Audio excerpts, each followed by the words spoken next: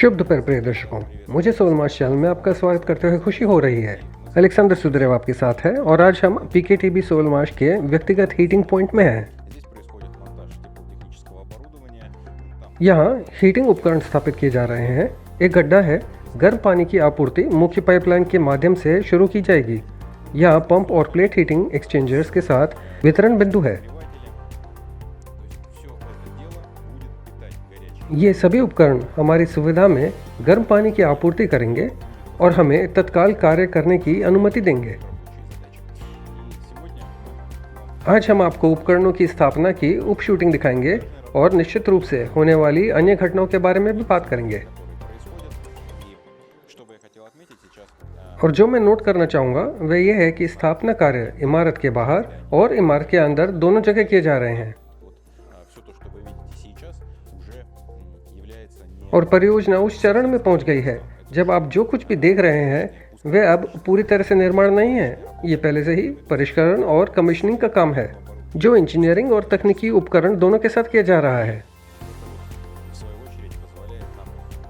और यह बदले में हमें निर्माण पूरा करने, साइट को राज्य आयोग को सौंपने और इसे संचालन में लाने के लिए आवश्यक समय सीमा को कम करने की अनुमति देता है। आइए बाहर टहलें और देखें कि कौन से नेटवर्क इस कमरे तक ले जाते हैं।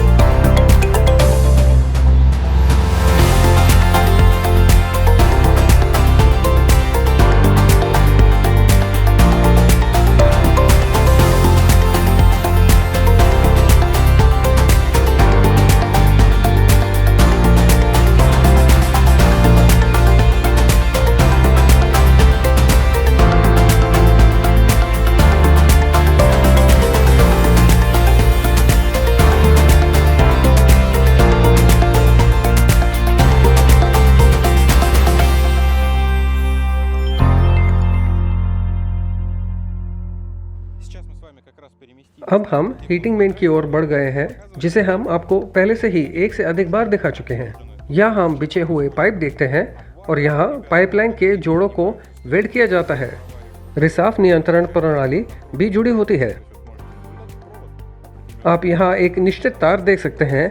फिर जोड़ों को थर्मल और वाटरप्रूफिंग के साथ बंद कर दिया जाता है और परिणाम स्वरूप हमारे पास एक तैयार गर्मी आपूर्ति पाइपलाइन होती है। और यदि शीतलक रिसाव होता है तो एक अलार्म चालू हो जाता है और हम नियंत्रण कक्ष पर देखते हैं कि पाइपलाइन का दबाव कहाँ हुआ है और हम इस समस्या को जल्द ही समाप्त कर सकते हैं।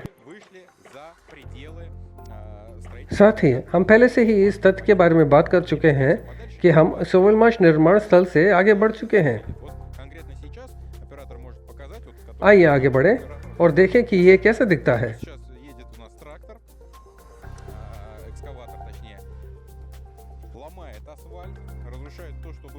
अभी ऑपरेटर दिखा सकते हैं कि एक ट्रैक्टर चल रहा है और हमारे संचार विशेष रूप से पीकेटीबी ताप आपूर्ति पाइपलाइनों को बिछाने के लिए डामर खोल सकता है।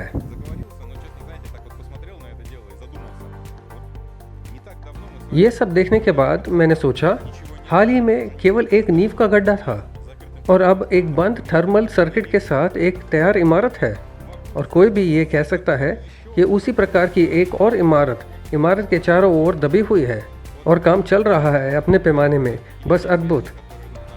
यहीं पर हम अपने पड़ोसी तक जाने वाली संचार लाइनों का निरीक्षण कर सकते हैं। मुश्किल हिस्सा उन्हें नुकसान पहुंचाए बिना उनके चारों ओर से निकलना था। इस सब पर काबू पा लिया गया है और हम पाइपलाइन बिछाने की तैयारी कर रहे हैं। यदि अगर आप आगे देखते हैं तो आपको एक पैदल यात्री क्रॉसिंग दिखाई देगी। इसके बाईं ओर हरे क्षेत्र का एक खुला हिस्सा है और यहीं पर हमारी यह सारी अच्छाई जुड़ी होगी और निकट भविष्य में हम गर्व से ये कह सकेंगे कि इमारत में गर्मी आ गई है। आइए देखिए इमारत की दूसरी तरफ क्या हो रहा है।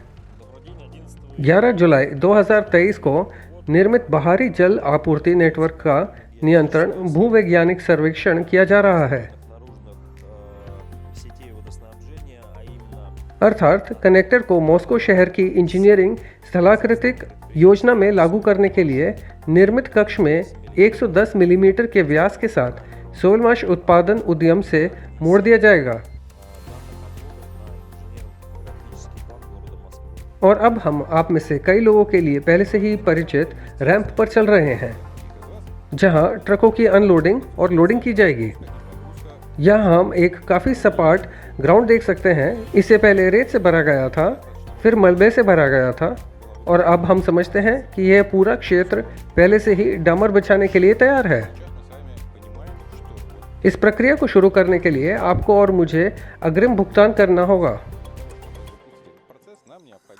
इसलिए मैं आपको याद दिला दूं कि सभी निर्माण कार्यों की गति मुख्य रूप से निवेश की दर पर निर्भर करती है। और कृपया ध्यान दें कि अस्थायी बाड़, जिसे आप ब्लॉकों के रूप में देख सकते हैं, उसका मुख्य भाग नष्ट कर दिया गया था। ब्लॉक भी धीरे धीरे हटा दिए गए और हमारी साइट का क्षेत्र जाली के साथ उस हरी बाड़ के पीछे भी समाप्त हो जाता है। इसलिए ये सारी जगह हमारे लिए आवश्यक होगी उद्यम की सभी गतिविधियों को पूरा करने के लिए। और मैं आपको याद दिला दूं कि वहाँ हमारे पास वेंटिलेशन और जलवायु उपकरण की स्थापना के लिए एक मंच है जो इसके दाईं ओर स्थित है। ये समाधान हमें इस उपकरण के संचालन से पूरी इमारत के कंपन भार को कम करने की अनुमति देगा। यहाँ हम बिछाई गई पाइप भी देख सकते हैं, जिन्हें विशेष यौगिकों के साथ इलाज किया जाता है और फिर पहले से ही उनके सही स्थान में स्थापित किया जाता है। अब हम इन सब के साथ सक्रिय रूप से काम कर सकते हैं। चलिए आगे बढ़ते हैं।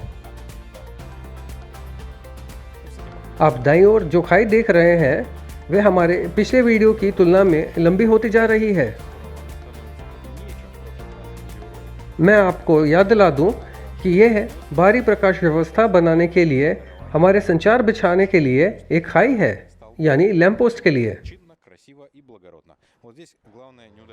ये सब शोभायमान, सुंदर और महान होगा। इस कोण से देखने पर मलबे का पहाड़ अधिक भव्य दिखता है। और यहाँ प्रिय दर्शकों, आप देख सकते हैं कि वहाँ विशेष ग्राउंडिंग फ्रेम थे।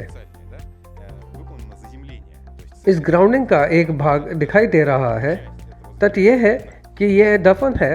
इसका मतलब है कि हम उस स्तर तक निकास पूरा कर रहे हैं जिसकी हमें यहाँ आवश्यकता है। और ये सब भी किया जाएगा। कुएं भी हैं। ग्राउंडिंग आगे बढ़ती है। इमारत के इस हिस्से के साथ साथ अस्थायी सड़क को भी धीरे धीरे तोड़ना जारी रहेगा। हम इसे तुरंत नहीं कर सकते क्योंकि इस क्षेत्र तक पहुंच प्रदान करना आवश्यक है। यहाँ आप टूटी हुई सड़क का हिस्सा देख सकते हैं। एक खाई खोदी गई है जिसे पहले से ही भर दिया गया है। ये इंगित करता है कि कुछ संचार पहले ही बिछाए जा चुके हैं।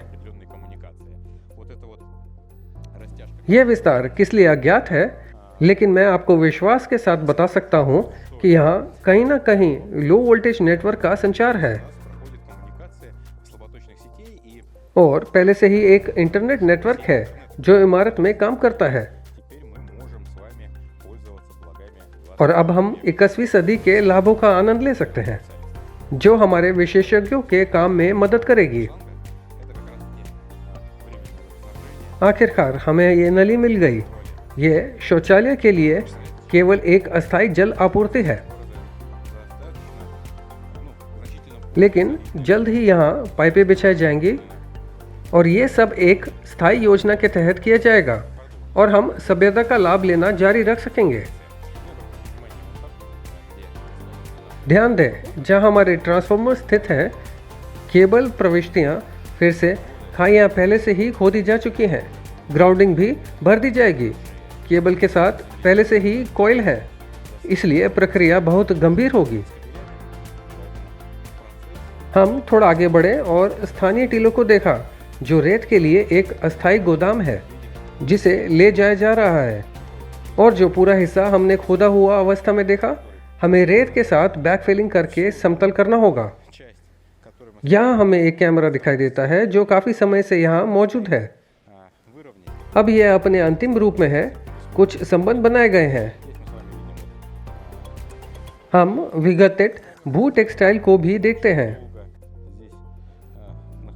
जो इंगित करता है कि साइट के तैयार स्वरूप के निर्माण पर काम चल रहा है, यानी ऊर्ध्वाधर लेआउट। यह बहुत तेज़ी से चलता है। खैर, शायद इस वीडियो में आइए सूचना एजेंडा के साथ समाप्त करें। वास्तव में इमारत में कई अन्य कार्य भी किए जा रहे हैं जिन्हें हम आज नहीं छुएंगे। उदाहरण के लिए, ये प्रकाश व्यवस्था की स्थापना पर कार्य है। भविष्य में आसान रखरखाव और सही प्रकाश स्रोतों बनाने के लिए इसे छत से दीवारों तक ले जाना। इसलिए सोवलमाश प्रोजेक्ट की सभी घटनाओं से अवगत रहने के लिए हमारे संसाधनों YouTube चैनल, रूट्यूब चैनल की सदस्यता लेना सुनिश्चित करें। यह अब बहुत प्रासंगिक है। YouTube पर जाने वाले सभी वीडियो वहां डुप्लिकेट किए जाते हैं। निश्चित रूप से टेलीग्राम, कंताक्चे और वह सब कुछ जो हम आपको भविष्य में पेश करेंगे। आपके समय के लिए धन्यवाद। परियोजना में भाग लेने के लिए धन्यवाद। हमारे साथ बने रहें और संपर्क में बने रहें जब तक हम दोबारा न मिलें।